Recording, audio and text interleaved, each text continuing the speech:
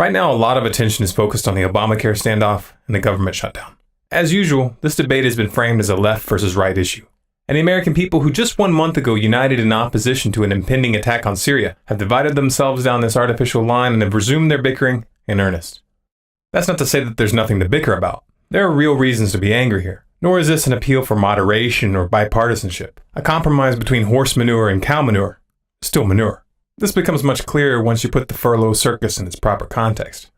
The Democrats and the Republicans are both trying to spin the narrative of this drama to make the other side look dishonest and irresponsible, while painting themselves as heroes trying to defend you, their beloved constituency. And some of you are falling for it. Come on.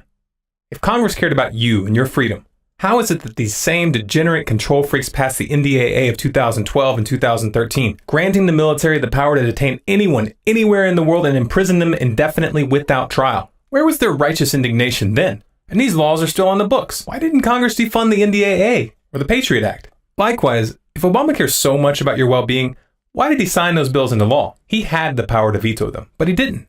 He's willing to play hardball even to the point of a government shutdown to protect his signature healthcare bill. But military detention without due process? Well, they didn't want to ruffle any feathers over something so trivial. And where were these valiant congressmen, these defenders of liberty, when it was time to take a stand against the NSA's domestic spying program? Did they filibuster then? I don't seem to remember hearing anything about that. Do you? There was no outrage, no talk of shutting down the government as Obama massively expanded the drone program, killing thousands of civilian non-combatants in countries that we're not even at war with. There was no talk of impeachment, even after it was revealed that Obama has his own private kill list, and that he claims the right to assassinate people on that list without trial, even American citizens on American soil, if he decides that they're a threat. No, of course not, because on those issues, the Democrats and the Republicans are in full agreement.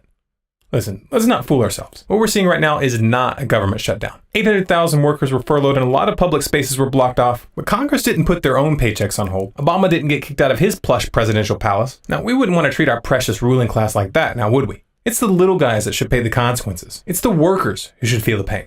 These politicians don't care about you. This little political hissy fit we're watching unfold is a public relations stunt, designed to turn the left and the right against each other and to keep you from coming to terms with the fact that the United States government is out of control. The US government needs to be shut down for real, not temporarily, not some federally mandated mass layoff, not some Tea Party 2.0. This is a police state that is engaged in wars of aggression all over the planet. It has made itself an enemy of the people in every sense of the word. Rather than arguing over how to rearrange the deck chairs on the Titanic, it's time to come to terms with the fact that this ship is sinking. The United States government is a failed state. Trying to get justice through elections or petitions is like trying to remodel a termite-eaten, roach-infested crack house. Nothing is going to change until the corporations and the banking cartels that control the system are brought into account. And we've got no chance of bringing them into account unless we form a unified front.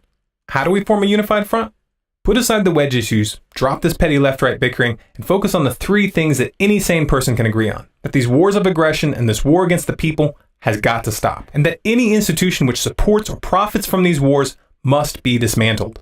That's the common ground. That's the unifying idea that will allow the political and ideological factions to join forces against our common enemy. It's time to use that unifying idea to build a network of resistance, a decentralized web of communication and cooperation that can bring these criminals to their knees. This is not just an abstract idea. You've already proven that it can be done.